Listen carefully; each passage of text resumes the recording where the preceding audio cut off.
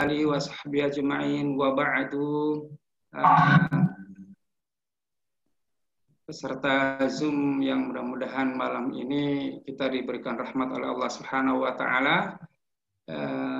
Marilah kita mulai acara pada malam hari ini dengan sama-sama membaca basmalah.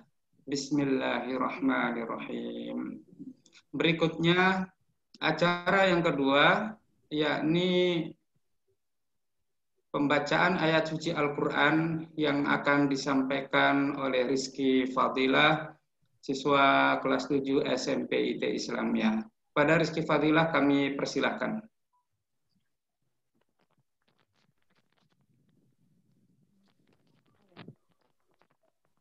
Assalamualaikum warahmatullahi wabarakatuh. Waalaikumsalam warahmatullahi wabarakatuh.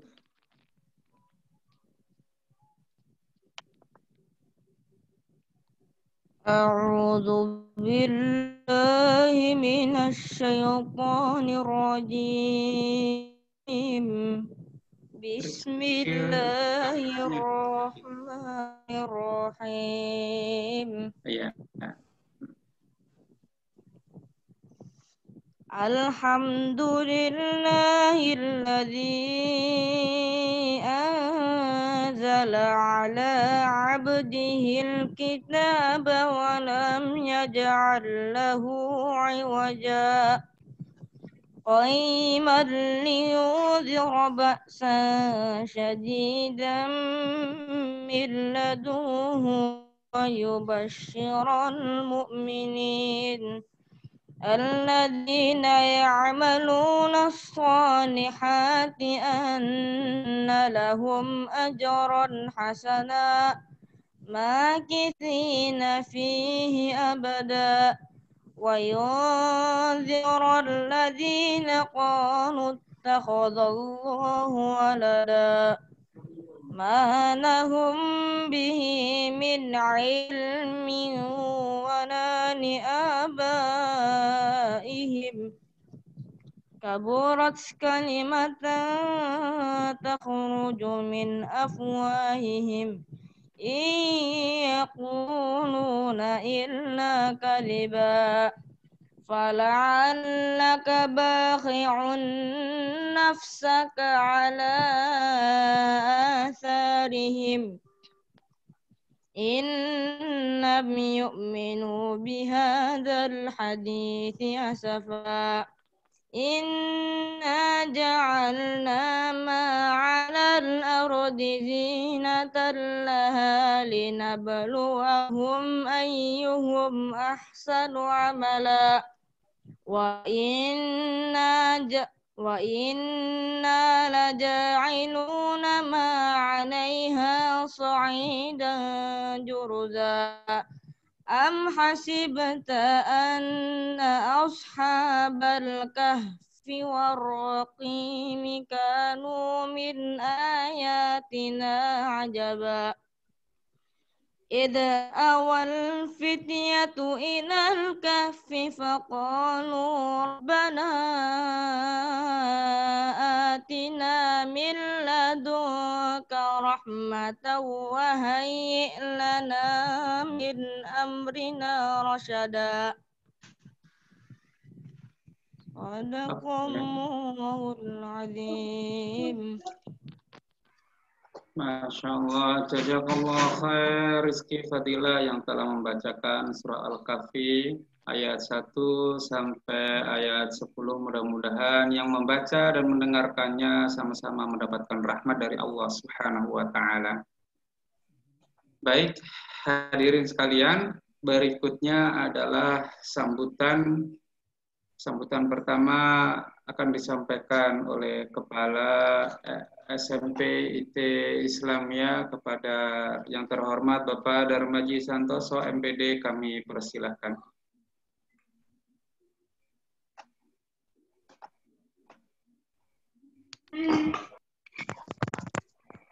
Cek. Tes 1, 2, 3. Suara saya terdengar Pak Rafiq? Alhamdulillah terdengar dengan baik. Oke, terima kasih. Bismillahirrahmanirrahim. Assalamualaikum warahmatullahi wabarakatuh. Alhamdulillah. Waalaikumsalam warahmatullahi wabarakatuh. Waalaikumsalam warahmatullahi wabarakatuh. Alhamdulillah. Alhamdulillahilladzi hadana li hadza wa ma kunna linahtadiya laula an hadana Allah. Allahumma shalli ala Muhammad wa ala ali Muhammad. A'udzubillahi minasyaitonirrajim. Bismillahirrahmanirrahim.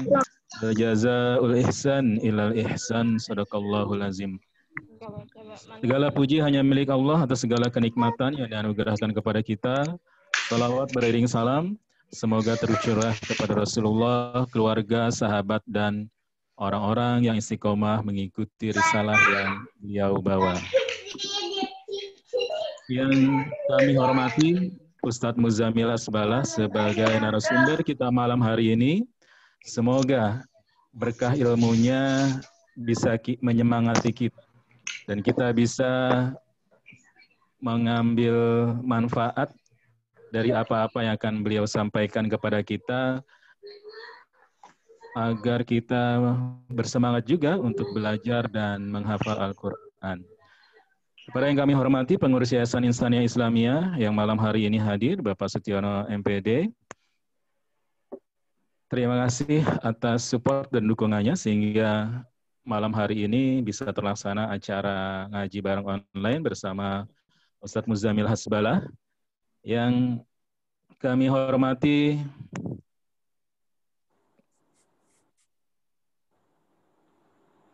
Kepala Cabang Erlangga Cikarang, Pak Marzuki, yang malam hari juga turut hadir. Terima kasih kami ucapkan kepada Erlangga atas support dan dukungannya menyediakan Zoom meeting kita kali ini dengan jumlah yang cukup besar. Nah, semoga kerjasama ini senantiasa terus terjaga dan berkelanjutan. Yang kami hormati Ustadz dan Ustazah, Bapak Ibu Manajemen SIT Islamiyah dan Biro Quran SIT Islamiyah. Kepada yang kami hormati Ustadz dan Ustazah, Bapak Ibu Guru SIT Islamiyah, terima kasih atas bimbingannya kepada siswa-siswi kita semua. Kepada Bapak Ibu Pegawai SIT Islamiyah, terima kasih juga sudah membantu melaksanakan, mensukseskan acara kita malam hari ini. Kepada ayah bunda yang turut mendampingi siswa-siswi kita malam hari ini ngaji bareng online, terima kasih sudah mendampingi dan sudah membimbing siswa-siswi kami di rumah, serta yang kami banggakan dan yang kami cintai, siswa-siswi SIT Islamiyah yang hebat. Hadirin, tidak banyak yang akan saya sampaikan malam hari ini. Yang pertama, acara ini, acara ngaji bareng online ini yang setiap pekan kita laksanakan, hanya bulan ini memang awal bulan ini spesial. Ada bintang tamu, mudah-mudahan bulan depan juga demikian, akan hadir juga bintang tamu yang lain. Mudah-mudahan bisa menjadi penyemangat buat kita, terutama buat siswa-siswi kita dan ayah bunda di rumah untuk mendampingi anak-anak kita untuk senantiasa dekat dengan Al-Quran, terutama di masa pandemi ini.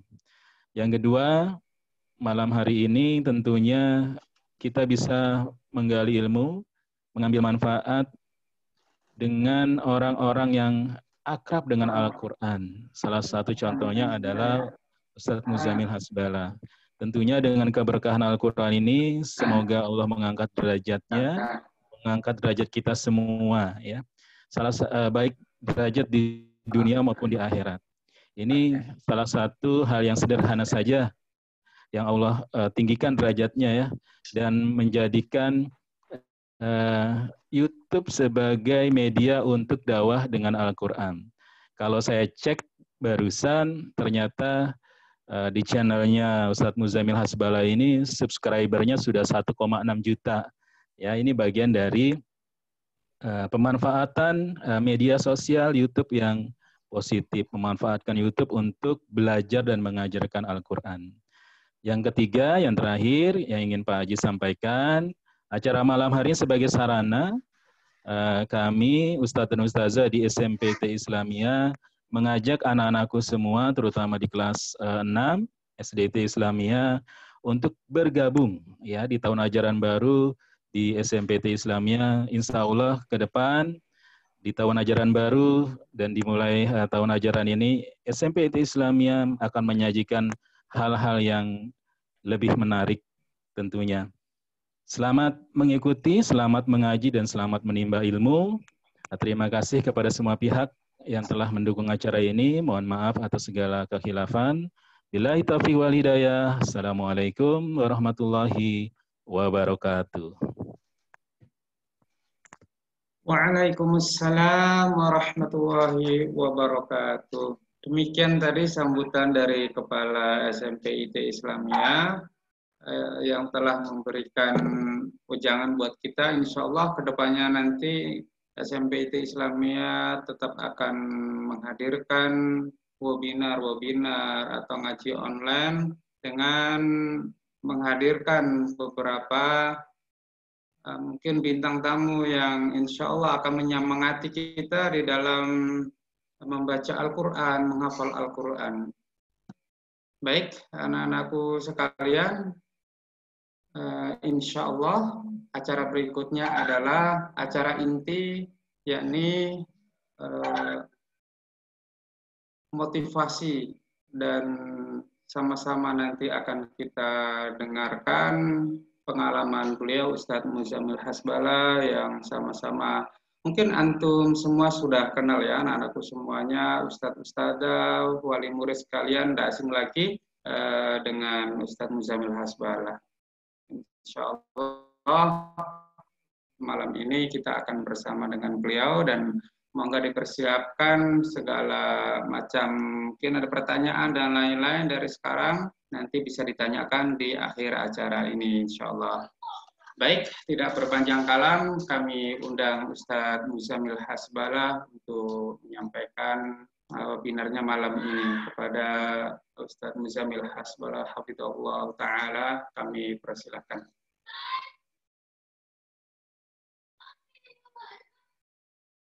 Saya insya Allah Has mungkin dibantu mic.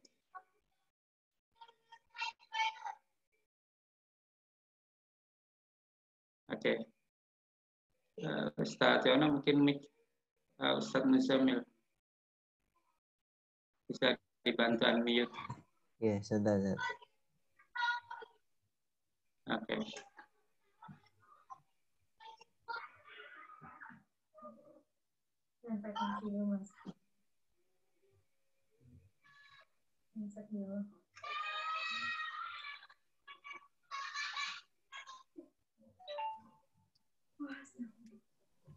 Alhamdulillah sudah terhubung. Fadhal Ustaz. Baik. Assalamualaikum warahmatullahi wabarakatuh. Waalaikumsalam warahmatullahi wabarakatuh. Alhamdulillahi wa kafa, wassalatu wassalamu ala rasulillahil mustafa wa ala alihi wa sahbihi wa mal wafa. Subhanaka la ilma lana illa ma 'allamtana innaka antal alimul hakim. Rabbi shrah li sadri wa yassir li amri wahlul 'uqdatam min lisani yafqahu qawli. Faqala Allah Ta'ala fil Qur'anil Karim A'udzu billahi minasy syaithanir rajim. Bismillahirrahmanirrahim. Ar-Rahman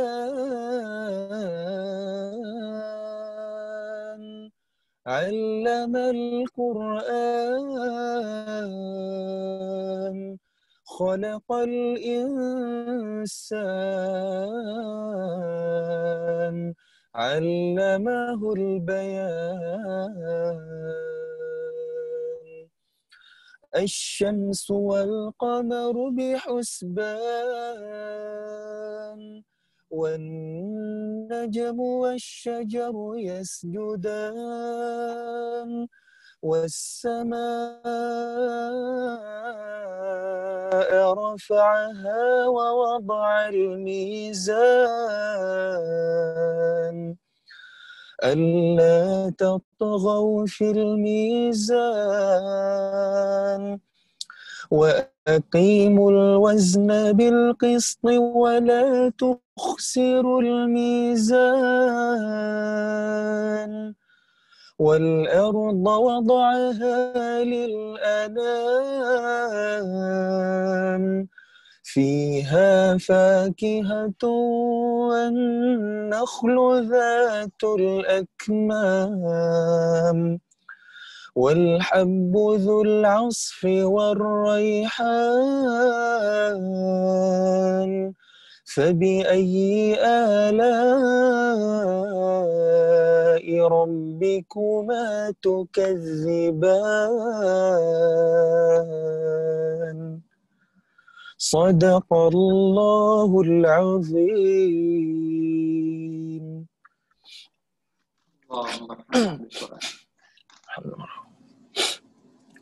Alhamdulillah, puji syukur kita panjatkan kepada Allah. Malam hari ini dengan izin Allah kita dipertemukan olehnya lewat majelis ilmu secara online ini. Mudah-mudahan dengan begitu Allah mudahkan jalan kita semua menuju surganya. Amin ya rabbal alamin. Amin. Salawat dan salam kita panjatkan kepada Allah. Semoga selalu Allah limpah curahkan kepada seorang manusia mulia, insan pilihan, idola kita semua, Nabi Muhammad sallallahu alaihi wasallam. Mudah-mudahan dengan kita senantiasa bersalawat kepadanya, mengamalkan sunnah-sunnahnya, kita terpilih di antara umatnya kelak yang mendapatkan syafaat. Amin ya rabbal alamin. Yang saya hormati dan saya muliakan kepala sekolah SDIT, SMPIT, Al-Islamiyah, kemudian asatidzah, dewan guru sekalian yang bergabung, ayah bunda, orang tua siswa-siswi yang dirahmati Allah, dan juga adik-adik semuanya yang disayang sama Allah. Di kesempatan malam hari ini, izinkan Kak Muzamil untuk berbagi dengan adik-adik semuanya, dengan teman-teman semuanya. Anggap aja senior sedang sharing sama junior, ya. Jadi nggak usah panggil Ustadz, panggil aja Kak Muzamil atau Bang Muzamil biar lebih santai ya, teman-teman. Karena inspirasi dan motivasi boleh dari siapa aja, tapi kalau kita mau belajar agama, harus sama ahlinya, mesti kepada ulama. Nah, gelar Al-Ustadz itu kalau di Timur Tengah sana, itu adalah gelar untuk profesor, baru dipanggil Ustadz. Gitu. Kalau udah ahli ilmu sekali, kalau udah ulama banget, nah itu baru dipanggil Ustadz. Dan atau di sana juga lazim dengan sebutan atau panggilan Syekh. Tapi saya pribadi lebih nyaman kalau dipanggil Kak Muzamil atau Bang Muzamil, bukan apa-apa, biar kita lebih akrab aja, biar lebih santai ya. Boleh gitu ya, teman-teman. Baik.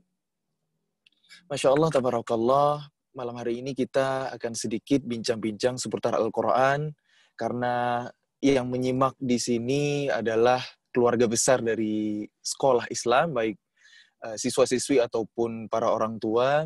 Maka kita akan sedikit mengambil angle ilmu, hakikat ilmu dari Al-Quran. Bagaimana Quran itu memprogram kehidupan dan bagaimana peradaban Islam itu berkembang. Salah satunya di bidang ilmu pengetahuannya begitu luar biasa ketika umatnya, ketika generasinya dekat dengan Al-Quran. Maka kita akan belajar dari sejarah kebesaran agama kita. Adik-adik semuanya yang disayang Allah, Allah Subhanahu wa taala menurunkan Al-Qur'an pertama kali kepada nabi kita, yaitu surah Al-Alaq yang bunyinya Bismillahirrahmanirrahim. Iqra' bismi rabbikal ladzi khalaq. Khalaqal insana min 'alaq. Iqra' wa rabbukal akram. Alladzi 'allama bil qalam. 'Allamal insana ma lam ya'lam. Yang artinya, bacalah dengan menyebut nama Tuhanmu yang telah menciptakan manusia dari segumpal darah, Bacalah dan Tuhanmu maha mulia, yang mengajarkan manusia dengan perantara pena. Dia mengajarkan manusia apa-apa yang belum diketahui. Masya Allah. Teman-teman semua yang disayang Allah, di Quran surah Al-Alaq ayat 1 sampai dengan 5 ini, Allah menyebutkan ada 3 kata ilmu di sini. Alladzi 'allama bil qalam, 'allamal insana ma lam ya'lam. Ada 3 ya, kata ilmu dengan segala perubahannya. Nah, dari 3 kata ilmu ini Allah sebutkan 2 kata iqra. Fi'il amr, kalimat perintah yang artinya bacalah. Kemudian 1 kata qalam yang artinya pena, alat untuk menulis. Maka wasilah dari ilmu itu adalah membaca dan menulis. Jadi buat teman-teman, buat adik-adik semua, jangan malas-malas baca, jangan malas-malas nulis. Justru porsi kita membaca harus lebih banyak, 2 kali daripada tulisan kita. Allah menyebut 2 kata iqra dan 1 kata qalam.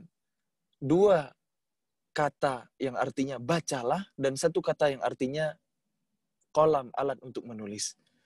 Karena wasilah ilmu itu adalah membaca dan menulis. Maka kalau kita hari ini pengen dapat ilmu dengan membaca dan juga menulis. Begitulah Al-Quran ketika ditadabburi. Begitu dijelaskan oleh para ulama yang ahli tafsir bahwa Quran itu adalah mu'jizat dari segala sisinya. Dari segi lafaznya mu'jizat, dari segi maknanya mu'jizat, dari segi ilmu yang terkandung di dalamnya mu'jizat. Apa itu mu'jizat atau i'jaz? Mu'jizat itu adalah sesuatu yang melemahkan. Jadi akan melemahkan akal kita sehingga kita, kalau hati kita bersih, kalau kita dapat hidayah, maka kita akan menerima kebenaran Al-Quran. Nah, setiap ayat, setiap surah, setiap kata, bahkan setiap huruf dari Al-Quran pasti ada hikmah yang luar biasa, ada pelajaran yang luar biasa yang bisa kita ambil hikmahnya. Nah, terlebih di surah Al-Alaq yang barusan kita tadabburi, terdapat 3 kata ilmu, 2-nya adalah iqra, 1-nya adalah qalam. Jadi bukan sesuatu yang kebetulan bahwa Allah ingin mengajarkan kita bahwa Islam ini adalah agama yang sangat memandang penting ilmu. Sampai-sampai surah yang pertama kali Allah turunkan kepada Rasulullah, tema besarnya adalah tentang ilmu. Iqra itu perintah untuk mengilmui diri. Apa yang dibaca? Pertama dulu Quran sebelum yang lain-lain.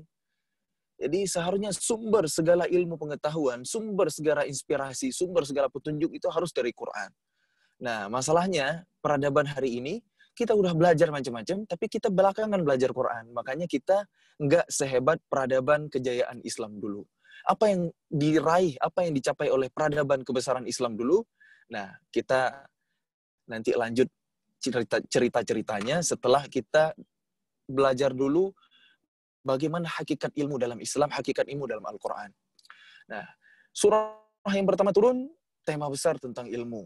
Kemudian surah Al-Fatihah, Ummul Quran, induknya Al-Quran, yang kita baca setiap hari, teman-teman. Dalam setiap rakaat sholat kita, minimal 17 kali dalam sehari. Nggak sah sholat kita kalau nggak baca Al-Fatihah. Kenapa? Karena Al-Fatihah adalah rukun sholat. Nah, ternyata di surah Al-Fatihah, Allah juga menyinggung tentang ilmu. Ayat ke-6, Ihdinas siratal mustaqim. Tunjukilah kami jalan yang lurus. Apa itu jalan yang lurus? Siratal ladzina an'amta alaihim, yaitu jalan orang-orang yang Engkau anugerahkan nikmat kepada mereka. Siapa mereka? Minan nabiyyin was-siddiqin wasyuhada'i was-shalihin. Orang para sahabat atau orang-orang yang gemar bersedekah ya, siddiqin, minan nabiyyin, dari para nabi dulu, was-siddiqin wasyuhada'i was-shalihin, para syuhada di jalan Allah dan juga orang-orang saleh. Nah, teman-teman semuanya yang disayang Allah, Siratal Mustaqim, ulama menjelaskan bahwa yang dimaksud dengan Siratal Mustaqim itu adalah jalan orang-orang yang Allah berikan ilmu dan mereka mengamalkannya. Sekali lagi teman-teman, Siratal Mustaqim itu jalan orang-orang berilmu dan mereka mengamalkannya. Kemudian kita berlindung kepada Allah. Ghairil maghdubi alaihim, bukan jalan orang-orang yang Engkau murkai. Siapa umat, siapa golongan yang dimurkai Allah? Orang-orang Yahudi. Kenapa umat Yahudi dimarahi Allah, dimurkai Allah? Karena mereka diberikan oleh Allah ilmu, tapi mereka tidak mau mengamalkannya. Kemudian, waladdallin. Dan bukan pula jalan mereka yang sesat. Siapa yang sesat? Orang-orang Nasrani. Kenapa umat Nasrani sesat? Karena mereka beramal tapi tidak punya ilmu. Jadi lagi-lagi surah Al-Fatihah mengajarkan kita bahwa jalan yang kita mohon kepada Allah itu, Shiratal Mustaqim, adalah jalan orang-orang yang berilmu dan mengamalkannya. Jadi ilmu itu menuntut kita untuk mengamalkannya. Ilmu bukan sekedar untuk menjadi wawasan di pikiran, melainkan agar kita amalkan dalam kehidupan. Itulah Al-Quran, karena Quran adalah sumber segala ilmu untuk kita amalkan. Nah, kemudian teman-teman, kisah pertama dalam Al-Quran, kisah Nabi Adam alaihissalam, ada di awal Al-Baqarah.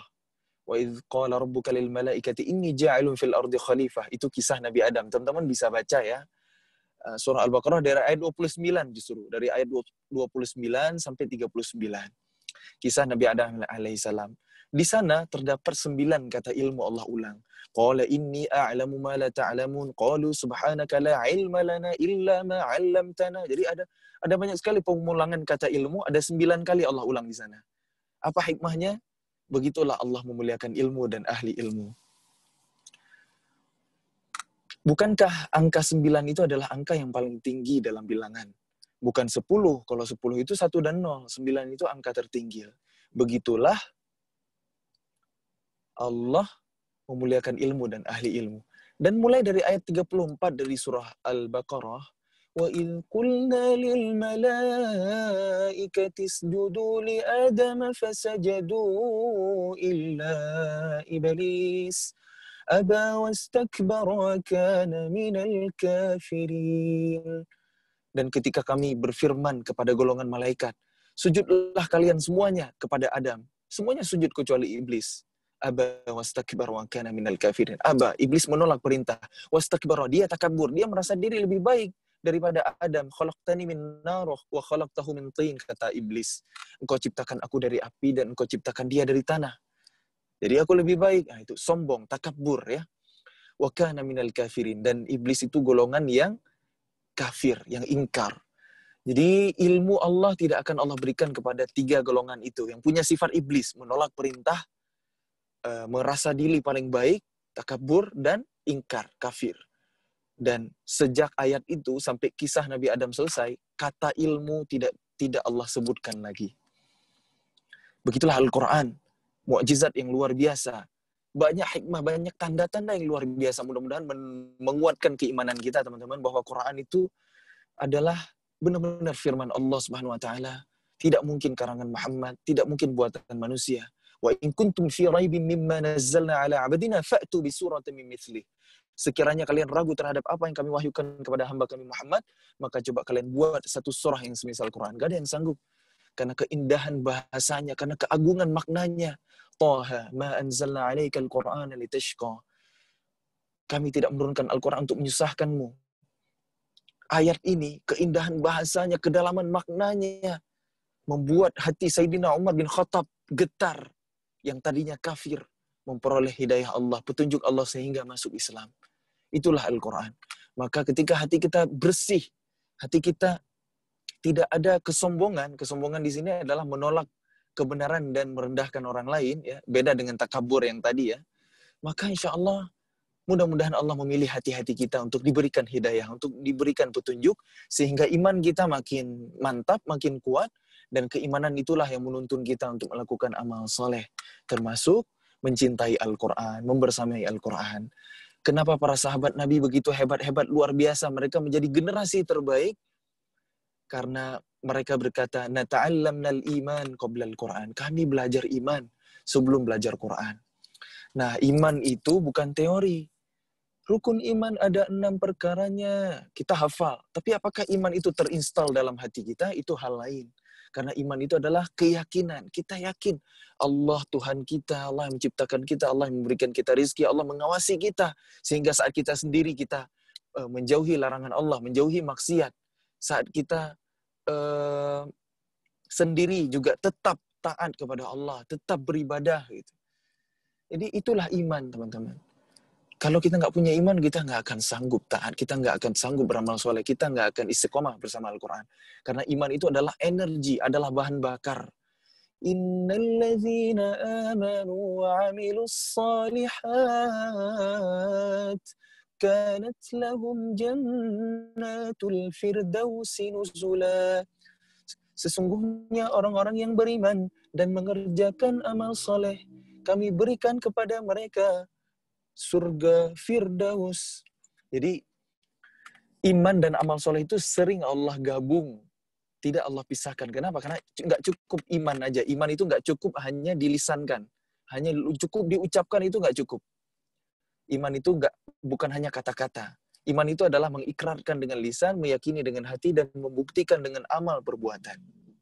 Jadi iman itu pasti melahirkan amal soleh. Kalau kita malas beribadah, malas baca Quran, malas sholat, dan lain sebagainya, itu adalah kondisi keimanan kita yang lemah. Karena al-imanu yazidu wa yanqus. Iman itu naik turun. Yazidu bit-ta'ah wa yanqusu bil ma'asi. Naik dengan ketaatan dan turun dengan kemaksiatan. Makanya teman-teman, mari kita jaga iman kita. Gimana caranya? Salah satunya justru dengan membaca Al-Quran. Loh, bukannya kalau kita lagi lemah iman, kita jadi nggak semangat membaca Al-Quran. Nah, justru saat itulah kita lagi butuh-butuhnya membaca Al-Quran untuk mengembalikan keimanan kita. Karena sahabat Rasulullah, Sayyidina Uthman bin Affan radhiyallahu an pernah berkata juga, hati yang bersih dari dosa dan maksiat, pasti tidak akan pernah bosan dengan Al-Quran. Tidak akan pernah puas dengan Quran. Jadi kalau kita hari ini kok baru ngaji bentar udah ngantuk. Baru baca Quran sebentar kok udah bosan. Nah, itu bukan Quran yang membosankan. Karena Quran tidak akan pernah bosan. Seperti surah Al-Fatihah yang kita ulang-ulang tapi kita tidak pernah bosan. Begitulah seharusnya Quran. Justru hati kita lah yang bermasalah. Makanya jauhi maksiat, cari lingkungan yang baik, ya, teman dengan sahabat yang soleh, yang mengingatkan kita tentang akhirat, yang ahlul Quran, supaya kita bertumbuh keimanannya, dan kita tetap semangat dalam kebaikan, dalam istiqomah, dalam amal soleh. Nah, balik lagi ke tema ilmu, tema Al-Quran. Dalam Al-Quran Allah berfirman, Innama yakhshallaha min ibadihil ulama. Sesungguhnya hamba-hamba Allah yang paling takut kepada Allah adalah mereka al-ulama. Siapa al-ulama? Orang-orang yang berilmu, para alim. Nah, ternyata ilmu yang benar itu adalah ilmu yang membuat kita makin takut kepada Allah. Makin kita belajar Quran. Makin kita belajar ilmu apapun. Termasuk ilmu umum, ilmu sains, ilmu matematika, fisika, kimia, biologi. Kalau ilmu itu benar dari Allah, maka ilmu itu akan membuat kita takut kepadanya. Nah, kalau kita makin belajar ilmu, apapun ilmu yang kita pelajari, tapi kita kok nggak takut sama Allah, kok iman kita nggak bertambah, ada yang salah dengan ilmu itu. Atau ada yang salah dalam cara kita meraihnya. Mungkin di niatnya, mungkin di tujuannya, atau mungkin di kurikulumnya. Karena Allah berfirman dalam Al-Quran, ya, Inna fi khalqis samawati wal ardi wa ikhtilafil laili wan nahar la ayatin li ulil albab.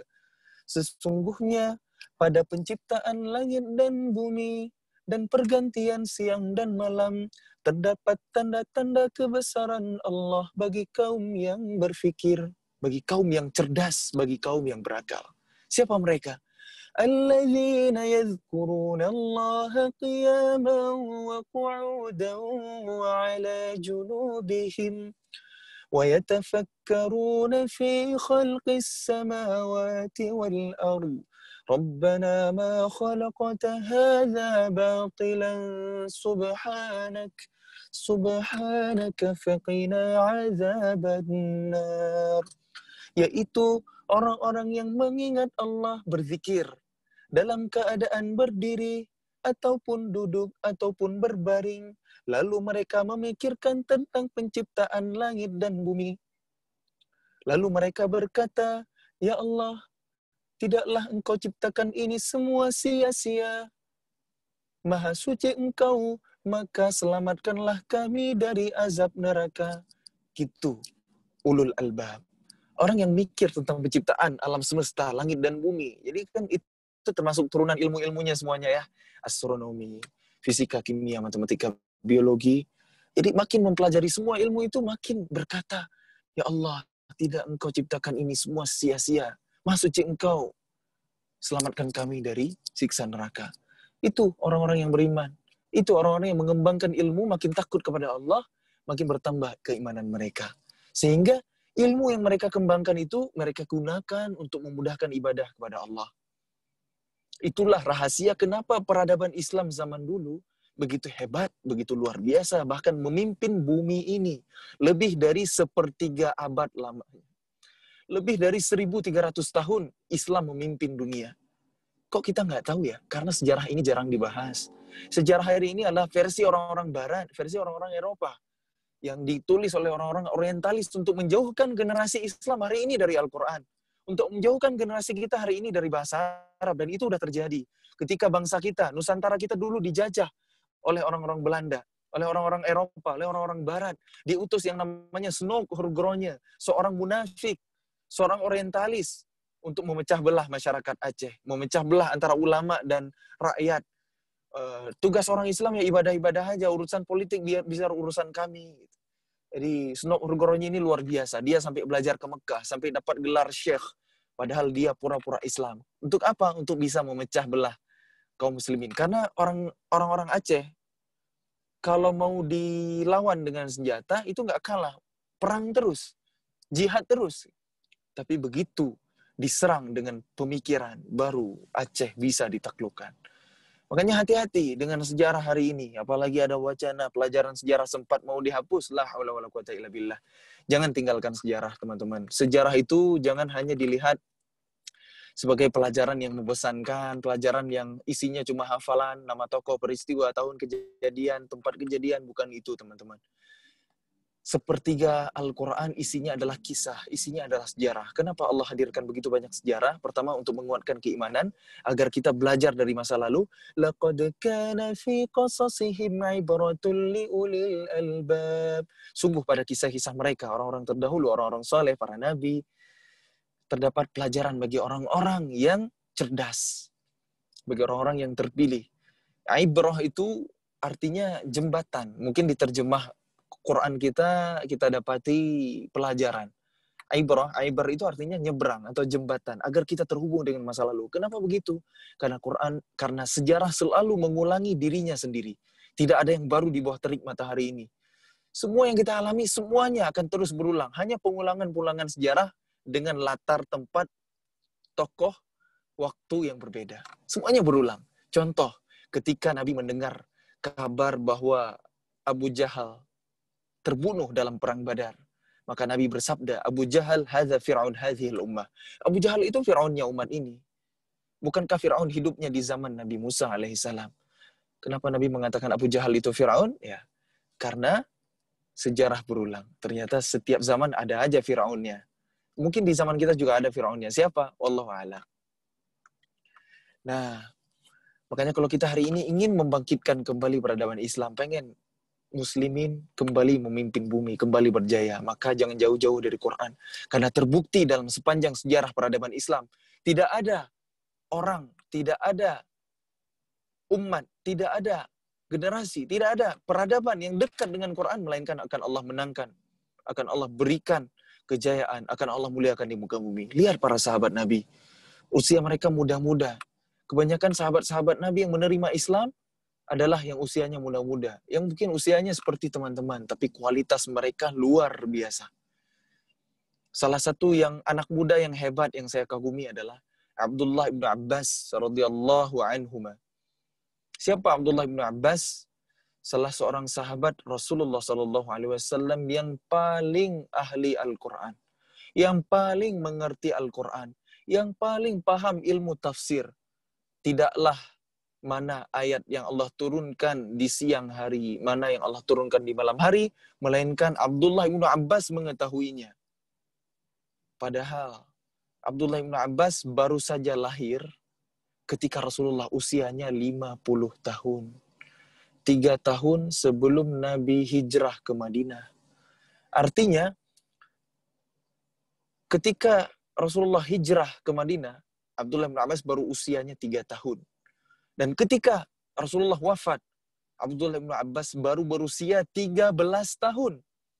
Tapi apa yang dicapai oleh anak usia 13 tahun itu? Orang yang paling mengerti Al-Quran di umat ini. Itulah Abdullah bin Abbas. Kenapa kita hari ini, apa yang kita lakukan hari ini di usia 13 tahun? Apakah kita sehebat Abdullah bin Abbas? Kenapa Abdullah bin Abbas begitu hebat? Kakak kisahkan ya kehebatan Abdullah bin Abbas yang lain. Di usia 16 tahun, Abdullah bin Abbas diutus oleh Umar bin Khattab saat itu menjabat sebagai khalifah untuk mendebat orang-orang Khawarij. Siapa orang-orang Khawarij? Orang-orang Khawarij ini adalah golongan yang sesat. Mereka ibadahnya luar biasa, bacaan Qur'annya luar biasa. Tapi kata Nabi, yaqra'unal Qur'an wa la yujawizu hanajirahum. Mereka membaca Al-Qur'an tapi bacaan Qur'an mereka tidak pernah melewati kerongkongan. Tidak sampai ke hati, hanya di mulut saja, hanya di lisan saja. Tidak dipahami dengan benar sehingga menumbuhkan keimanan. Itulah orang-orang Khawarij. Makanya kita perlu berhati-hati hari ini dari membaca Al-Qur'an tanpa ada upaya untuk memahami maknanya. Kenapa begitu? Quran baru jadi petunjuk ketika dipahami. Quran baru dipahami isinya. Makanya teman-teman, jangan hanya baca Quran, tapi baca juga artinya, tapi pelajari juga bahasa Arab. Pelajari juga ilmu tafsir, agar kita bisa mengamalkan, agar iman di dalam hati kita bertumbuh. Nah, Abdullah bin Abbas mendebat 6.000-an orang Khawarij, 1 lawan 6.000. Bukan keilmuan yang luar, bukan ilmu yang biasa-biasa aja. Bukan kapasitas manusia yang biasa-biasa aja, yang bisa mendebat orang-orang Khawarij, yang mereka nyelenehnya luar biasa, yang bahkan mereka tidak sungkan untuk membunuh para sahabat Nabi. Itulah orang-orang Khawarij. Tapi karya satu orang anak muda, usia 16 tahun, bisa menebat 6.000 orang Khawarij, lebih dari setengahnya kembali kepada Islam, masuk mendapatkan kembali keimanan yang lurus, akidah yang benar. Karya anak muda, 16 tahun. Nanti ada lagi sahabat Nabi yang meriwayatkan hadis, ada 7.000 orang. Maaf, ada 7 orang. Ada 7 orang sahabat Nabi yang meriwayatkan hadis. Semuanya anak-anak muda. 4 orang dari Mekah, 3 orang dari Madinah. Abu Hurairah yang asalnya dari Yaman. Sayyidah Aisyah radhiyallahu anha. Ada Abdullah bin Ammar. Ada Abdullah bin Mas'ud. 4 dari Mekah. Nanti ada 3 orang dari Madinah. Salah satunya Anas bin Malik. Ada Abu Sa'id Al-Khudri. Semuanya anak-anak muda, anak-anak belia. Mungkin usianya mereka adalah usia-usia remaja. Ketika mendengarkan hadis Rasulullah yang mereka ingat. Mereka riwayatkan dengan sempurna. Jadi, itulah peradaban Islam. Peradaban yang tumbuh dengan Al-Quran. Menjadi pribadi yang hebat, luar biasa. Ada yang ahli militer, ahli strategi perang. Ada yang ahli ilmu, menjadi ulama. Ada yang ahli macam-macam gitu. Ada yang ahli diplomasi. Dan kebanyakan mereka adalah usia-usia muda. Kenapa bisa begitu? Karena mereka adalah generasi yang dekat dengan Quran. Generasi yang diridhai oleh Allah. Radhiyallahu anhum wa radu an. Allah ridha kepada mereka dan mereka ridha kepada Allah. Itulah mereka para sahabat Nabi. Karena mereka dididik oleh manusia terbaik dengan bimbingan wahyu. Dipandu oleh wahyu Al-Quran. Nah teman-teman, makanya kita kalau mau jadi generasi yang hebat, jangan jauh-jauh dari Quran. Dan harus sesuai dengan kurikulumnya. Iman sebelum Quran, adab sebelum ilmu. Adab penting sekali, ilmu sebelum amal. Jadi itu urutannya teman-teman ya. Iman sebelum Quran, adab sebelum ilmu, ilmu sebelum amal. Kalau kita sesuai dengan kurikulum itu, maka hasilnya akan luar biasa. Kita akan menjadi pribadi-pribadi hebat yang memimpin umat ini, insya Allah. Nah, kemudian kita jalan-jalan lagi rihlah sejarah ke beberapa kurun waktu setelah itu, ketika Islam memimpin bumi ini. Dulu, 1000 tahun lamanya, dari abad ke-6 sampai abad 15, orang-orang Barat, orang-orang Eropa menyebut diri mereka sebagai Dark Ages, zaman kegelapan. Tapi tidak demikian yang terjadi di peradaban Islam. Yang pusatnya di Timur Tengah, Allah pergilirkan. Madinah, pernah di Baghdad, pernah di nanti sampai ke Eropa pun ada gitu. Islam ini pernah berjaya. Gitu. Lebih dari 2/3 dunia pengaruh Islam ke seluruh bumi ini. Nah, di bidang ilmu pengetahuan, berkembang begitu besar, begitu luar biasa, bahkan semua teknologi yang kita nikmati hari ini, yang katanya hari ini zaman canggih, teknologi maju, serba modern, semua pencapaian peradaban hari ini adalah karya ulama-ulama Islam. Saya berani jamin. Kenapa begitu? Karena peradaban Eropa, mereka bukanlah apa-apa sebelum Islam datang. Sebelum mereka mencuri ilmu dari kaum muslimin. Teman-teman tahu nggak sejarah sepatu high heels? Sepatu high heels itu asalnya adalah karena dulu jalanan kota London, mohon maaf, berserakan dengan kotoran manusia. Loh, kok bisa begitu?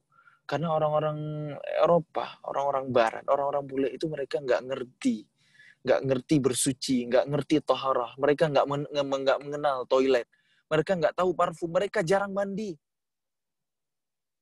Kotoran manusia sampai berserakan di jalanan kota London. Untuk menghindari itu, mereka ciptakan sepatu tinggi, sepatu high heels.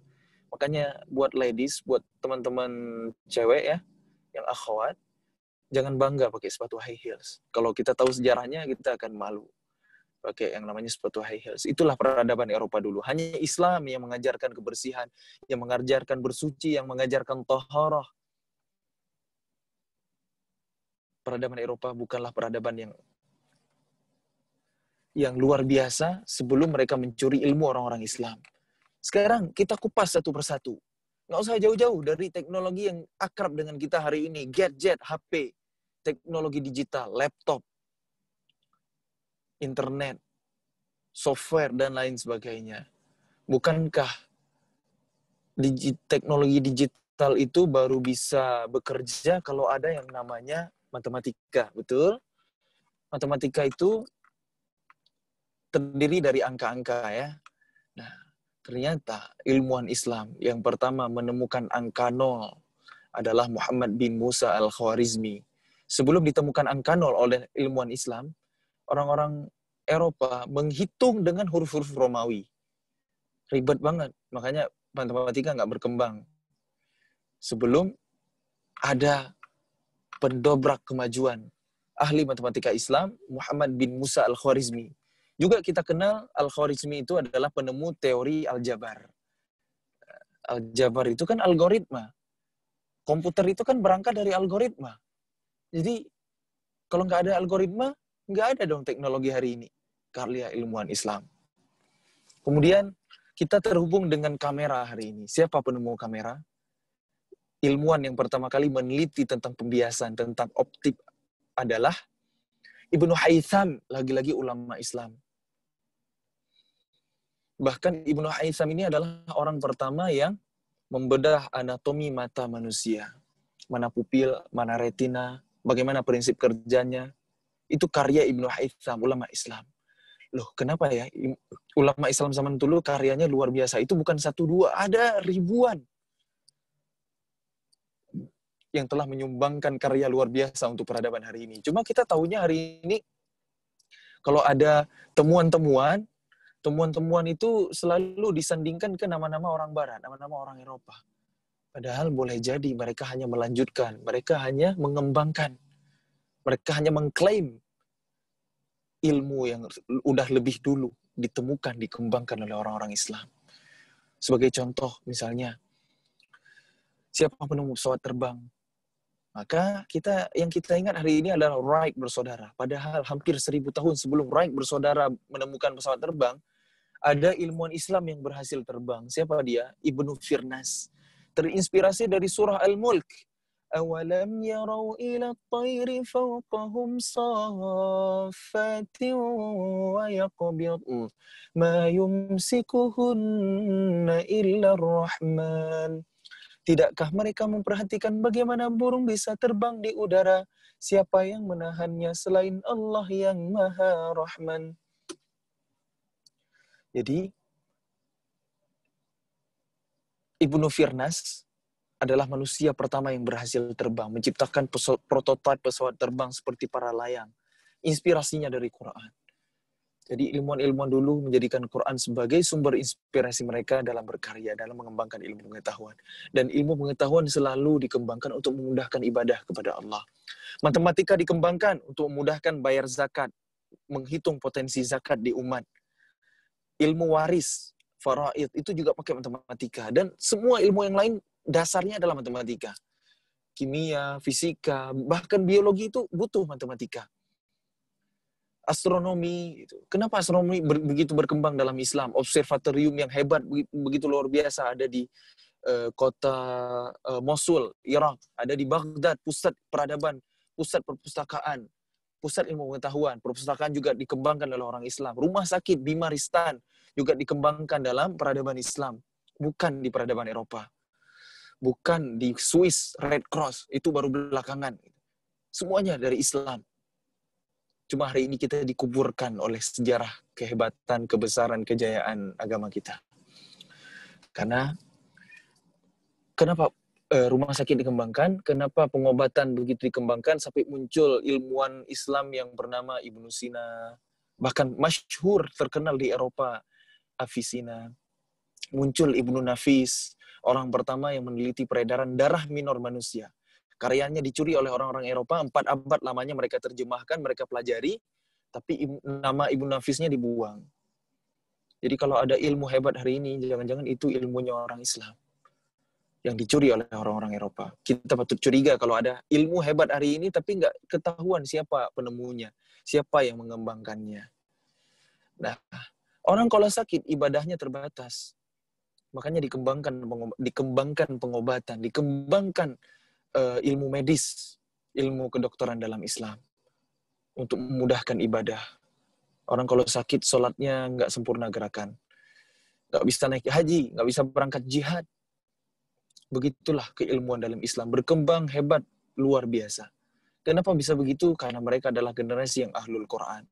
Tidaklah mereka mempelajari ilmu apapun sebelum mereka belajar Quran. Jadi masa kecil mereka udah ditanam keimanan, udah diajarkan Al-Quran. Mereka belajar ilmu syariat, mereka belajar ilmu agama. Mereka mengerti halal haram, baru mereka mengembangkan ilmu sains, fisika, kimia, matematika, biologi. Bahkan bisa berkumpul di satu orang semua ahli. Gelar tertinggi di zaman itu adalah al-allamah. Ketika menguasai multidisiplin ilmu. Kalau kita hari ini kan serba spesialis, tapi zaman dulu serba generalis. Gelar tertinggi hari ini adalah profesor yang hanya ahli di satu cabang ilmu. Bukan satu bidang ilmu, tapi satu cabang ilmu, subbab ilmu. Kalau dulu al-allamah, ahli di berbagai ilmu. Ahli Quran, ahli agama, tapi juga ahli matematika, tapi juga ahli fisika, tapi juga ahli astronomi. Ahli semuanya bisa berkumpul di satu orang. Jadi Al-Khwarizmi itu bukan hanya ahli matematika, dia adalah ahli Quran. Bukankah matematika begitu banyak dalam Al-Quran? Ilmu ayat-ayat tentang warisan, misalnya yang ada di awal surah An-Nisa, itu semuanya pakai matematika. Berapa bagian laki-laki? Lidzakari mithlu hadzil unsayan. Bagian laki-laki itu 2 kali perempuan.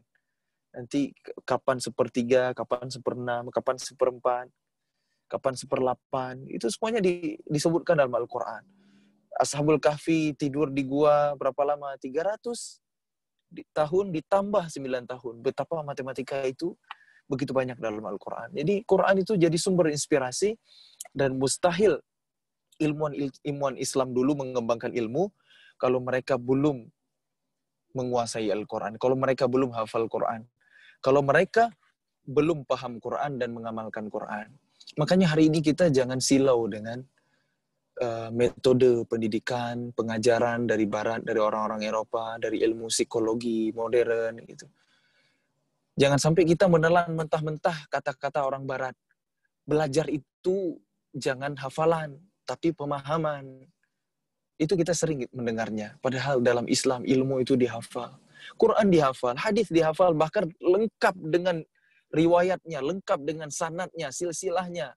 Orang yang meriwayatkan dari siapa ke siapa sampai ke Rasulullah itu detail bagaimana latar belakang kehidupan setiap orang itu dikuasai. Bukan hanya hadisnya, bukan hanya bunyi perkataan Rasulullahnya, bahkan bagaimana Rasulullah apakah senyum, apakah dalam keadaan marah, itu semuanya diriwayatkan. Begitulah Islam ini terjaga dengan riwayat, dengan sanad.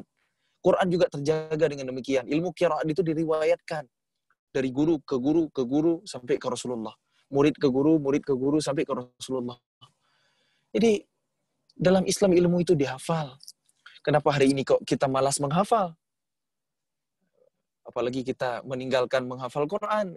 Padahal ketika kita menghafal Quran, itulah kunci kecerdasan kita. Mudah mengingat, mudah menghafal ilmu-ilmu yang lain. Bukankah Quran ketika diturunkan dulu langsung dihafal? Para sahabat Nabi semuanya menghafal. Bahkan mushaf Quran itu baru ada di zaman Utsman bin Affan. Baru diperbanyak, itu pun hanya 5 unit. Seluruh dunia cuma punya 5 unit. Kalau kita hari ini, satu orang bisa punya 5 unit. Punya HP dua-duanya ada aplikasi Quran. Ada Quran besar disimpan di rumah. Ada Quran kecil, saku dibawa kemana-mana. Kita punya laptop, ada Quran juga. Tapi kita hari ini belum jadi generasi yang Qurani. Karena Quran ada di perangkat-perangkat itu semua. Bukan di diri kita. Tapi kalau generasi terbaik dulu, Quran ada dalam diri mereka. Siap mereka pakai, siap mereka keluarkan ketika mereka butuh. Saat mereka sedih, saat mereka ditimpa musibah. الذين إذا أصابتهم مصيبة قالوا إنا لله وإنا إليه راجعون. Jadi apapun situasi hidup mereka, mereka ingat ayatnya. Saat mereka marah, ingat ayat. الذين ينفقون في السراء والضراء والكاظمين الغيظ. Jadi enggak jadi marah lagi gitu. Ketika mereka bahagia, ketika mereka belajar, ketika mereka menikah, ketika mereka mendidik anak, ketika mereka menjadi orang tua, semuanya ada ayat Qur'annya, semuanya ada panduan, semuanya ada petunjuk di Qur'an.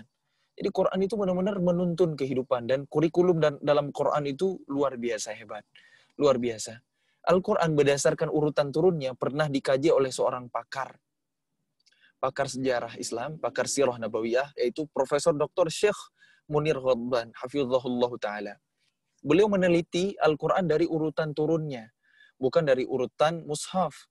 Bukan Al-Fatihah, Al-Baqarah, dan seterusnya. Tapi Al-Alaq, Al-Muddathir, Al-Duha, dan seterusnya. Jadi berdasarkan urutan turunnya, ternyata Quran itu terbagi menjadi 3 tema besar. Sepertiga pertama, 38 surah pertama, ya. Karena 38 itu sepertiga dari 114 jumlah surah Al-Quran. Nah, sepertiga pertama adalah islah an-nafs, memperbaiki diri sendiri. Sepertiga kedua adalah islah al-mujtama', memperbaiki masyarakat. Dan sepertiga ketiga adalah islah ad-daulah, memperbaiki negara.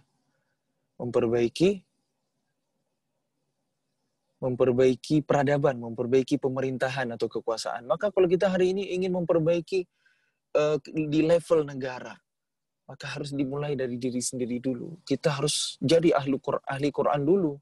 Baru kita perbaiki masyarakat, baru kita perbaiki negara. Jadi kalau kita hari ini demo, efeknya kecil sekali. Hampir tidak mengubah apa-apa. Kezaliman terus merajalela. Seperti yang terjadi hari ini kan teman-teman. Kalau kita mengikuti berita. Maka kalau kita mendambakan peradaban yang bangkit, harus dimulai dari pribadi. Unsur terpenting peradaban itu adalah manusia. Bukan infrastruktur, bukan alat, bukan teknologi, bukan gedung-gedung pencakar langit yang menjulang tinggi, tapi manusia. Itu adalah unsur peradaban terpenting. Maka mengubah manusia, memperbaiki manusia adalah memperbaiki peradaban. Kalau kita hari ini ingin memperbaiki ekonomi, akan langsung diawasi oleh musuh Islam. Kalau kita mau memperbaiki politik, akan langsung dihabisi hari pertama. Tapi kalau kita memperbaiki pendidikan, memperbaiki manusia dengan pendidikan, maka itu cenderung dibiarkan. Kenapa? Karena pendidikan itu adalah butuh waktu yang sangat lama, jangka panjang. Sebagaimana Rasulullah, usianya 63 tahun. Tapi pendidikan yang Allah berikan 40 tahun sebelum Allah beri tugas. Hanya bertugas 23 tahun. Masa pendidikan lebih lama daripada masa tugas. 40 tahun kan lebih lama dari 23 tahun. Bahkan 2:1. Maka harus bersabar dalam mengilmui diri. Harus sabar dalam pendidikan. Teman-teman, yang namanya belajar itu butuh yang namanya kesabaran. Karena memang butuh waktu yang lama. Tulis zaman, kata Imam Asy-Syafi'i. Butuh waktu yang panjang. Maka harus sabar. Nah, teman-teman, yang paling penting adalah urutan.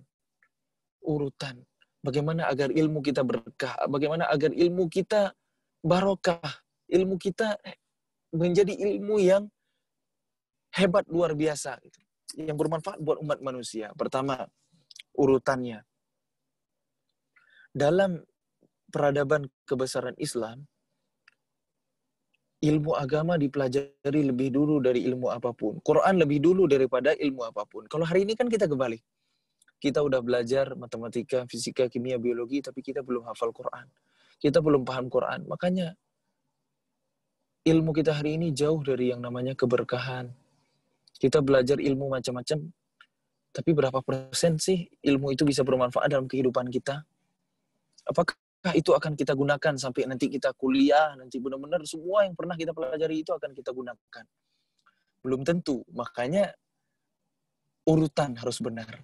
Iman dulu sebelum Quran, akidah dulu kita kuatkan, setelah itu pelajari Quran, setelah itu silakan kembangkan ilmu apapun. Maka ilmu-ilmu itu bukanlah ilmu yang merusak, melainkan ilmu yang memperbaiki ataupun ilmu yang bermanfaat. Karena ilmu hari ini, peradaban hari ini, ketika ilmu ada di tangan orang-orang Zionis Yahudi hari ini, bukankah banyak sekali kerusakan ya? Ekonomi rusak, politik rusak, manusia rusak, tumbuh-tumbuhan rusak, hewan rusak, bumi ini rusak, polusi udara, lubang karena diambil hasil tambangnya, tapi tidak ditutup kembali, memunculkan pencemaran lingkungan, logam berat, sehingga muncul penyakit aneh-aneh, autis, tumor, kanker dari makanan yang kita makan karena dikembangkan pengawetnya, pewarna makanannya, penyedap rasanya, itu kan semuanya merusak manusia. Sodanya gitu ya, soda. Jadi jangan minum minuman bersoda ya teman-teman, karena itu sangat merusak tubuh manusia. Itulah yang dilakukan oleh musuh-musuh Islam, orang-orang Zionis, karena mereka pingin umat-umat yang lain itu selain mereka lemah. Makanya kok hari ini kok banyak sekali penyakit yang aneh-aneh, yang ganas-ganas. Itulah karena memang sudah diprogram ya. Teknologi kedokteran canggih, tapi penyakit juga nggak kalah canggih. Tumbuh-tumbuhan juga dirusak. Zaman dulu petani setelah panen, sepertiga untuk dimakan, sepertiga untuk dijual, sepertiga untuk ditanam kembali. Hari ini nggak bisa. Bibit harus beli ke pabrik, ke produsen. Setelah ditanam, ditungguin sampai panen, diambil lagi bibit hasil panen itu, ditanam ulang, nggak bisa tumbuh. Atau setelah, kalaupun tumbuh, hasilnya jelek. Itulah peradaban hari ini. Peradaban yang lebih banyak merusaknya daripada memperbaiki. Termasuk teknologi yang kita gunakan hari ini, teknologi digital, ternyata menjadi distraksi sosial. Kita, bukankah ini alat komunikasi, tapi kenapa kita sering miskomunikasi? Jadi makanya jangan terlalu kagum deh, jangan terlalu silau dengan peradaban hari ini. Peradaban hari ini sebenarnya banyak memudahkan kehidupan manusia, tapi nggak sedikit juga kerusakan yang ditimbulkan. Kenapa? Karena ilmu hari ini bukan dipimpin oleh Islam dan kaum muslimin. Berbeda ketika dulu Islam yang memimpin bumi. Ilmu pengetahuan benar-benar bermanfaat, benar-benar berkah. Sampai-sampai kita rasakan sampai hari ini. Keberkahan ilmu orang Islam masih kita gunakan, masih kita manfaatkan sampai hari ini. Kenapa ilmu mereka berkah? Itu tadi, karena niat mereka. Ilmu dikembangkan untuk memudahkan ibadah kepada Allah. Makanya pencapaiannya begitu luar biasa. Kecerdasan mereka begitu luar biasa. Dan karena mereka mendahulukan Al-Quran sebelum mereka belajar apapun. Makanya hari ini harusnya ya, kita yang ada di jurusan IPA, kita yang ada di jurusan IPS nih ya, jangan deh merasa bangga gitu ya. Keren mana sih jurusan IPA sama jurusan IPS? Keren IPA, keren IPS, masing-masing menjawab gitu ya, dari jurusan masing-masing. Saya orang yang IPA, saya lulusan ITB, jurusannya arsitektur. Saya secara profesi ini arsitek. Gitu. Jadi saya baru sadar belakangan, ternyata profesi terbaik itu, profesi paling keren itu adalah kalau kita bisa menjadi ulama, ahli agama, teman-teman. Kenapa? Karena ilmu agama itu adalah ilmu yang paling tinggi di antara ilmu apapun. Kalau kita udah selesai dengan ilmu agama, silakan belajar ilmu-ilmu yang lain. Tapi kalau kita nggak belajar ilmu agama, kita udah belajar ilmu-ilmu yang lain, itulah yang terjadi seperti peradaban hari ini. Banyak merusaknya daripada memperbaiki. Kenapa hari ini kita nggak kunjung menjadi pribadi yang hebat? Karena kita salah niat dalam belajar. Kita belajar sekedar untuk dapat nilai. Kita belajar sekedar untuk bisa jawab ujian. Kita belajar sekedar untuk dapat ijazah. Ijazah untuk melamar kerja. Kerja untuk menghasilkan kita uang. Uang untuk bersenang-senang. Jadi ilmu untuk bersenang-senang. Makanya jauh dari kata keberkahan ilmu kita hari ini. Makanya luruskan niat. Kita ilmu belajar itu untuk siapa? Harus lillahi ta'ala. Harus karena Allah. Dan ilmu yang kita kembangkan harus semangat. Karena akan kita gunakan untuk membela agama Allah. Untuk berdakwah, untuk menolong agama Allah. In tansurullah yansurkum wa yutsabbit aqdamakum. Jika kalian menolong agama Allah, Allah akan menolong kalian dan menumbuhkan kedudukan kalian. Allah enggak butuh kita. Kitalah yang butuh Allah. Kalau kita tolong agama Allah, Allah akan tolong kita. Kalau kita enggak nolong agama Allah, Allah akan pilih hambanya yang lain yang akan menolong agamanya. Jadi enggak akan merugikan Allah sama sekali. Kita enggak ngafal Quran, Allah tetap menjaga Quran. Inna nahnu nazzalna dzikra wa inna lahu lahafizun. Sesungguhnya kamilah yang menurunkan Al-Quran dan kami pula yang menjaganya. Jadi teman-teman semuanya yang disayang Allah, sudah terbukti kan sepanjang sejarah peradaban Islam, begitu hebat umat ini, begitu hebat peradaban ini karena mereka tidak meninggalkan Al-Quran, karena mereka dekat dengan Quran. Kenapa umat Islam hari ini bercerai-berai, tidak bersatu, dan tertinggal dari segi ilmu pengetahuan, tertinggal dari segi peradaban? Kenapa? Karena umat Islam hari ini meninggalkan Al-Quran. Jauh dari Quran. Jarang baca Quran. Apalagi memahaminya. Apalagi menghafalnya. Maka mulai sekarang teman-teman, yuk kita tingkatkan lagi kedekatan kita dengan Quran. Baca Quran. Pahami Quran. Hafal Quran. Karena kita udah tertinggal terlalu jauh, teman-teman. Kita udah belajar ini, itu, udah belajar macam-macam. Tapi kita meninggalkan Al-Quran. Teman-teman semua yang disayang Allah, tidaklah sesuatu yang melekat, yang bersinggungan dengan Quran, melainkan akan Allah muliakan. Quran turun pada malam hari, malam yang mulia, Lailatul Qadar. Turun di bulan Ramadan, bulan yang mulia. Turun di Makkah, Madinah, tempat-tempat yang mulia. Turun dengan perantara malaikat Jibril, malaikat yang paling mulia. Turun kepada manusia paling mulia, Nabi kita Muhammad sallallahu alaihi wasallam. Wa innaka la'ala khuluqin 'azim. Sungguh pada dirimu Muhammad ada akhlak yang agung. Wa ma arsalnaka illa rahmatan lil 'alamin. Dan tidaklah kami utus engkau Muhammad melainkan agar menjadi rahmat bagi alam semesta. Jadi semua yang berhubungan dengan Quran akan Allah muliakan. Jadi kalau kita pengen dimuliakan sama Allah, jangan jauh-jauh dari Quran. Kata Nabi, khairukum man ta'allama al-Quran wa 'allama. Sebaik-baik kalian adalah yang mempelajari Al-Quran dan mengajarkannya. Jadi teman-teman, seharusnya kita udah selesai dengan Quran sebelum kita belajar apapun. Tapi apa boleh buat dengan sistem pendidikan hari ini? Yang mungkin merujuk kepada Kemendikbud, yang Kemendikbud juga mungkin merujuk kepada peradaban Barat, peradaban Eropa, di mana kita hari ini dibagi menjadi 3 jenjang ya, sekolah dasar, sekolah menengah, sekolah atas. Padahal dulu di masa kebesaran Islam, pendidikan itu hanya 2, kutab untuk pendidikan dasar dan madrasah untuk pendidikan lanjutan. 7 tahun, mulai dari 5 tahun, usia 5 tahun. Total 14 tahun itu lulusan sekolah dalam peradaban Islam itu jauh lebih hebat dari lulusan SMA bahkan kuliah kita hari ini. Kutab dan madrasah tentu dengan kurikulum yang luar biasa. Kalau kita mau cari tahu kurikulumnya masih ada literaturnya hari ini. Maka boleh jadi kita harus mengkritisi sistem pendidikan kita hari ini karena terbukti ya belum menghasilkan pribadi-pribadi hebat seperti yang ada dalam zaman peradaban Islam. Bukankah generasi kita hari ini sudah baligh tapi belum akil? Sudah baligh tapi mungkin masih dikasih jajan sama orang tua, kita belum mandiri. Apa boleh buat, kita korban sistem hari ini, termasuk saya pribadi. Makanya di sistem yang terpuruk hari ini jangan menyerah. Jangan putus asa, maksimalkan. Jangan jauh-jauh dari Quran, baca Quran tiap hari meskipun belum paham. Pahami Quran semaksimal mungkin meskipun belum maksimal dalam mengamalkan. Hafal Quran meskipun hafalannya belum lancar. Ulang-ulang terus karena bersama Quran semuanya kemuliaan. Menjadi ahlul Quran adalah proyek seumur hidup. Orang yang udah hafal Quran aja masih harus murajaah terus. Supaya Qurannya terjaga. Supaya menjadi pengingat. Supaya bisa diamalkan dengan maksimal. Jadi sekali lagi teman-teman semuanya yang disayang Allah. Quran adalah sumber kemuliaan, kunci kebahagiaan. Kalau kita pengen dimuliakan Allah, jadilah ahlul Quran. Insya Allah kita akan mulia di dunia dan di akhirat.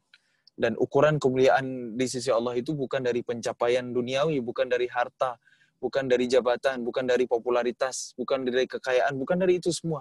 Tapi dari takwa kita. Takwa, takut sama Allah, taat sama perintah, menjauhi larangan. Itulah takwa. Itulah ukuran kemuliaan. Jadi apapun kita nggak jadi soal. Mau dikasih kekayaan, maka kita akan dermawan. Kita akan gemar bersedekah. Mau dikurangkan sama Allah, dikasih kemiskinan, maka kita akan bersabar. Semuanya mulia. Jadi teman-teman semuanya yang disayang Allah, jangan jauh-jauh dari Quran. Allah merahmati bil Quran. Mudah-mudahan Allah rahmati kita semuanya dengan Quran. Allah tunjuki kita semua dengan Quran, dan mudah-mudahan Allah kumpulkan kita semua di surganya nanti dengan wasilah Al-Quran. Amin ya rabbal alamin. Barakallahu fikum. Mohon maaf atas kesilapan kata, yang benar dari Allah dan yang salah dari kebodohan saya kembalikan ke Al-Ustadz yang memandu acara kita malam hari ini. Barakallahu fikum. Barakallahu fiik ya Ustaz Muzamil. Alhamdulillah anak-anakku semua beserta Zoom meeting SIT Islamia pada malam hari ini, alhamdulillah Ustaz Muzamil atau Kak Muzamil telah menyampaikan betapa pentingnya berilmu dan menghafal Al-Quran dan memahami Al-Quran supaya kita mengembalikan izzatul Islam wal muslimin, kejayaan umat Islam dan kaum muslimin. Baik, ini Kak Muzamil, ada beberapa anak-anak kita yang bertanya ini. Ya, silakan. Yang pertama dari Amar, Kak Muzamil, sejak kapan mulai suka dan menghafal Al-Quran? Kalau dibilang suka, baik, bismillahirrahmanirrahim. Kalau dibilang suka, ya semuanya bertahap dan berproses ya teman-teman. Saya bersyukur kepada Allah. Perjalanan hidup saya dari kecil, saya dapati Al-Quran. Jadi saya bukan orang yang hebat sekali dengan Quran, orang yang paling Qurani, anak muda yang paling mengerti Quran, bukan. Bahkan saya juga masih terus belajar dengan Quran, teman-teman. Saya belum jadi ahlul Quran hari ini. Cuma dari kecil saya terbiasa dengan belajar Al-Quran, ikut musabaqah tilawatil Quran, mempelajari irama-irama Quran, itu udah dari SD, dari kecil ya. Ketika SMP saya sempat tinggal di rumah tahfiz sambil sekolah di sekolah umum. Jadi saya nggak tinggal di rumah orang tua, melainkan tinggal di rumah tahfiz dulu ketika SMP. Menghafal Quran di malam hari, minimal 1 halaman sehari. 1 halaman Quran sehari, menghafalnya dari habis maghrib sampai 1 jam setelah sholat isya. Setelah itu masih mengerjakan PR sekolah, makan malam, istirahat. Dan 1 jam sebelum azan subuh itu udah dibangunkan. Terus setelah subuh setoran hafalan. Setelah subuh setoran hafalan. Setelah itu berangkat sekolah dari pagi sampai sore. Pulang sekolah sore hari setoran hafalan lagi. Kalau pagi hafalan baru, kalau sore hafalan lama. Jadi murajaahnya. Nah, kapan saya murajaah mempersiapkan hafalan itu? Di sela-sela istirahat belajar di sekolah. Jadi kalau jam istirahat, saya murajaah. Kadang-kadang guru ini mungkin jangan ditiru ya. Karena waktu itu saya mungkin dengan segala keterpaksaan ya, guru menerangkan di depan, kebetulan saya duduk di belakang, saya murajaah dengan suara kecil, dengan suara lirih, supaya hafalannya tetap terjaga dan bisa saya setorkan, bisa saya tasmi'akan ke ustadz saya, ke guru saya. Dan alhamdulillah tidak ada pertentangan antara mengejar akhirat dan dunia, teman-teman. Alhamdulillah prestasi di sekolah saya tetap bisa 3 besar, bahkan saya juga bukan hanya ikut MTQ, bukan hanya ikut lomba-lomba Al-Quran, bukan hanya ikut lomba tilawatil Quran, hifdzil Quran, fahmil Quran ya. Tapi saya juga ikut Olimpiade Sains, saya dulu ngambil mata pelajaran fisika. Saya ikut lomba cerdas cermat umum juga. Saya ikut event sampai ke tingkat nasional gitu. Jadi nggak ada pertentangan antara kita belajar Quran, kita menghafal Quran. Karena menghafal Quran banyak sekali waktu kita habiskan untuk Quran, murajaah, kita jadi turun prestasi sekolahnya. Enggak, sama sekali enggak, teman-teman. Bukankah kita udah melihat dalam peradaban Islam bahwa orang-orang yang dekat dengan Quran itu merekalah yang memimpin peradaban ini. Mereka lah yang menyumbang karya-karya yang luar biasa. Maka teman-teman jangan jauh-jauh dari Quran.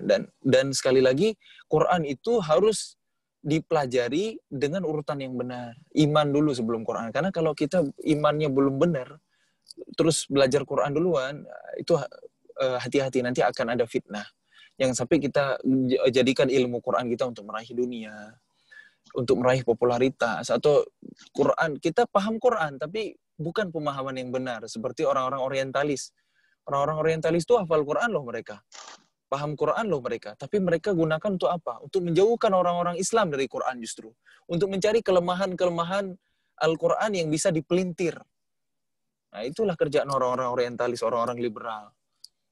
Nah, makanya harus hati-hati. Quran itu harus dipelajari dengan urutan yang benar. Iman dulu. Perkuat akidah dulu sebelum mempelajari Al-Quran. Dan sampai hari ini ya, ketika sampai saya kuliah dulu, saya talaki sama syekh guru saya dari Timur Tengah, dari Yaman. Bahkan sampai hari ini, saya masih harus terus belajar Quran. Masih harus terus merawat hafalan Quran saya. Jadi yang namanya belajar itu nggak pernah kenal kata henti. Kalau dibilang mencintai Quran, ya saya juga bukan sosok ideal yang paling dekat dengan Quran. Karena kalau kita mau mengambil teladan, kalau kita mau mengidolakan, ambillah teladan dari Rasulullah, dari para sahabat Nabi yang udah dijamin sama Allah, yang mereka hebat-hebat. Karena kalau mengambil inspirasi, mengambil teladan dari orang yang masih hidup, itu belum aman sebenarnya. Kenapa? Karena orang yang masih hidup kayak saya ini belum terbebas dari yang namanya fitnah dunia. Jadi mohon doanya teman-teman, semoga saya bisa istiqomah di jalan dakwah ini, bisa terus istiqomah dengan Quran, terjaga niatnya lillahi ta'ala.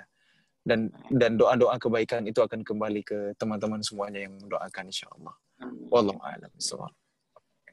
Baik, Kak Muzamil, ada pertanyaan yang masyhur nih dari anak-anak kita nih.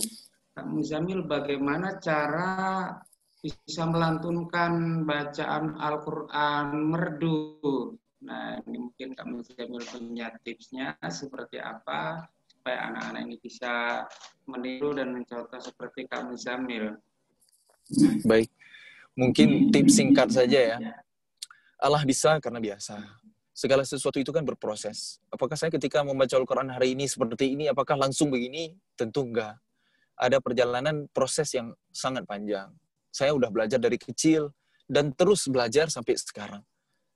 Jadi tidak instan ya, sesuatu itu tidak ada yang instan teman-teman, sabar dalam proses, itu satu.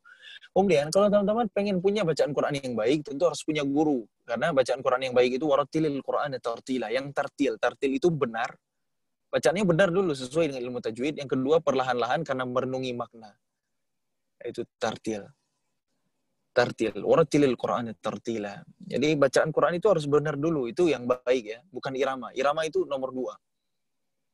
Nomor kesekian, bahkan nomor 3 sebenarnya. Yang pertama bacaan benar dulu, yang kedua bacaan harus menghayati makna, memahami arti, yang ketiga baru disempurnakan dengan irama. Dilantunkan dengan suara yang indah. Dan ini juga anjuran ya, zayyinul Qur'an bi aswatikum, hiasilah Quran dengan suara-suara kalian. Lallahu asyaddu adzanan. Allah lebih mendengar kepada hamba yang membaca Al-Qur'an dengan suara yang indah, dengan lantunan yang merdu. Jadi suara indah kita buat siapa? Buat Allah. Lallahu asyaddu adzanan. Allah lebih mendengar. Jadi kita mau mengindahkan bacaan Quran kita bukan untuk membuat kagum manusia. Kalaupun didengar indah oleh manusia, maka niatkan supaya manusia itu mencintai Al-Quran. Bukan mencintai kita sebagai orang yang melantunkannya. Nah, hati-hati. Karena bacaan Quran dari hati akan sampai lagi ke hati. Maka meluruskan niat itu adalah kunci. Jadi Quran itu asalkan dibaca dengan iman, semuanya akan indah, teman-teman. Adapun irama, itu irama natural sajalah. Kalaupun dipelajari secara serius, ilmu maqamat, teman-teman mungkin bisa cek di YouTube saya, itu boleh-boleh aja. Tapi, kalaupun teman-teman nggak belajar irama secara serius, nggak kenal mana itu yang namanya irama kurdi, mana nahawan, mana ajam, jiharkah, teman-teman nggak hafal istilah-istilah itu, nggak apa-apa. Tapi ketika ngaji, bagus dan enak. Ya, gimana caranya biar ngaji enak? Miliki cita-cita yang besar, maka cita-cita kecil itu akan terlewati. Loh, kok bisa begitu? Sunatullah. Kalau buat saya, mengaji berirama itu cita-cita kecil. cita-cita yang kerdil. Tujuan, saya pengen bisa membaca Al-Quran dengan indah, dengan berirama. Setelah itu selesai, nah, itu kerdil sekali.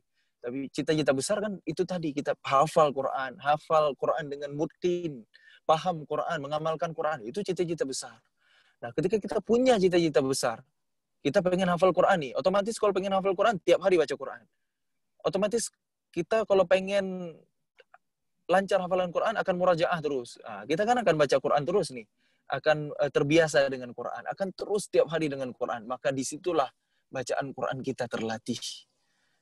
Allah bisa karena biasa. Makin banyak ngaji, makin bagus bacaan Quran kita. Ditambah lagi kita sambil mendengarkan murotal dari kori-kori favorit kita, dari syekh-syekh yang kita senengin. Nah, nanti irama-iramanya terikuti perlahan-lahan. Syekh Sa'ad Al-Ghumidi misalnya. Alhamdulillahi Rabbil Alamin Ar-Rahmanir Rahim. Ini iramanya ras gitu. Kenapa saya bisa mengikuti irama ini? Karena sering mendengar. Nanti ada misalnya Alif Lam Mim Dzalikal kitabu la raiba fihi hudal lil muttaqin. Ini irama sika.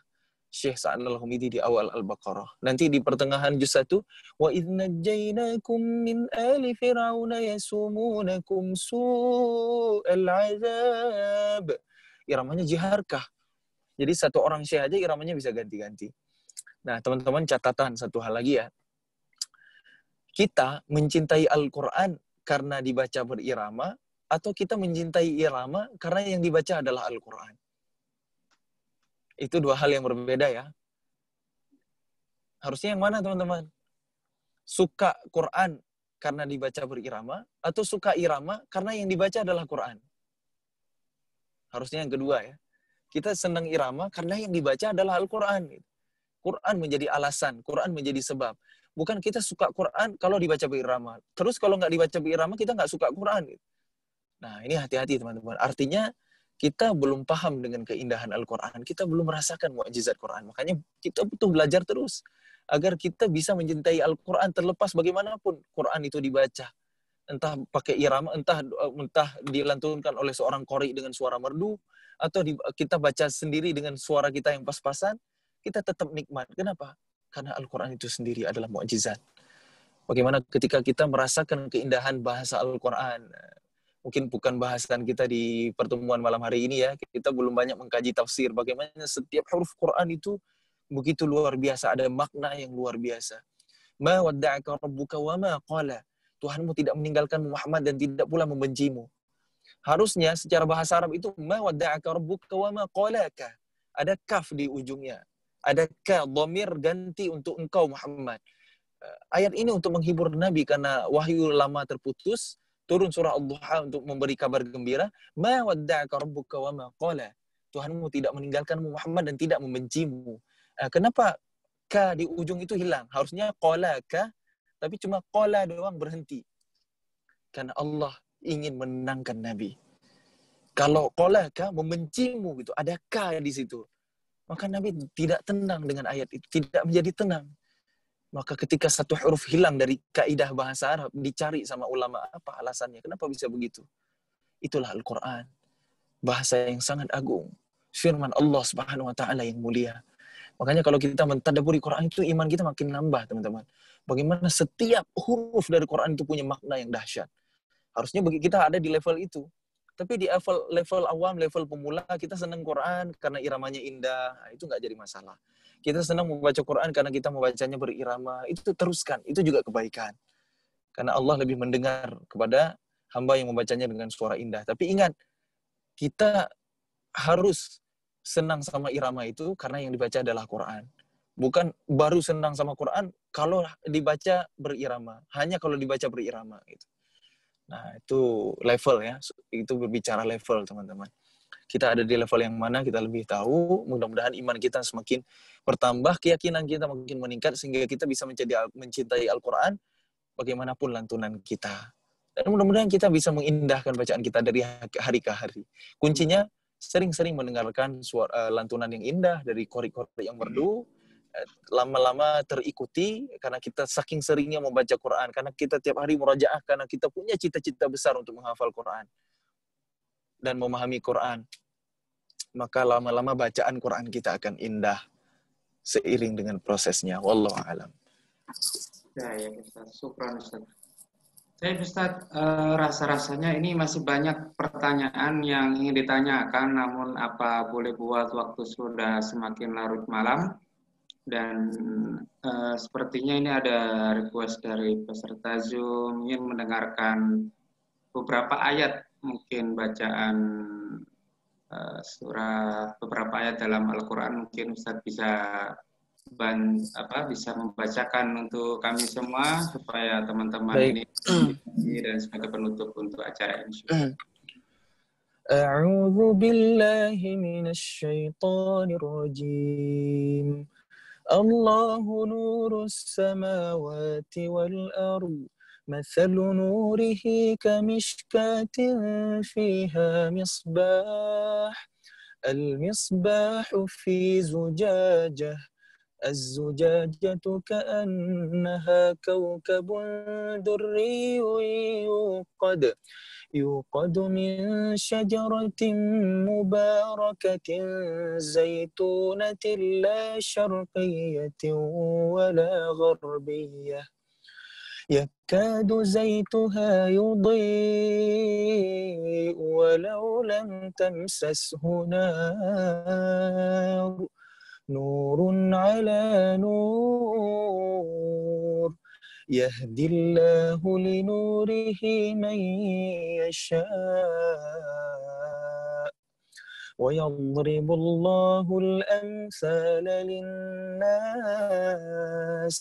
والله بكل شيء عليم.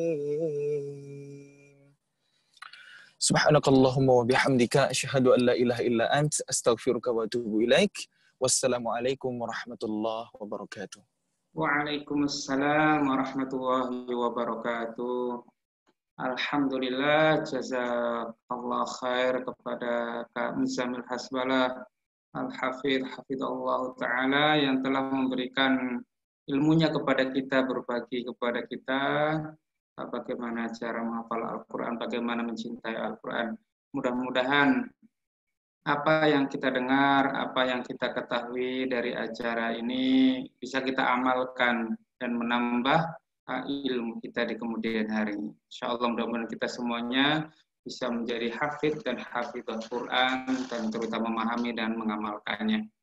Anak-anakku semua peserta Zoom meeting SIT Islamiyah, telah sampai kita pada puncak acara pada malam hari ini. Sebelum diakhiri mungkin ada yang ingin disampaikan dari Bapak Kepala Sekolah baik SD maupun SMP. Oke, terima kasih Pak Darmaji, Pak Ahmadi Syukur yang telah berkenan hadir dan memberikan motivasi pada anak-anak kita pada malam hari ini. Baik anak-anakku semuanya, marilah kita akhiri pertemuan ini dengan sama-sama membaca hamdalah alhamdulillahirabbil alamin dan dilanjutkan dengan doa kafaratul majelis. Subhanakallahumma wa bihamdika asyhadu an la ilaha illa anta astaghfiruka wa atubu ilaika. Allahumma arhamna bil Qur'an. Wassalamualaikum warahmatullahi wabarakatuh. Waalaikumsalam warahmatullahi wabarakatuh.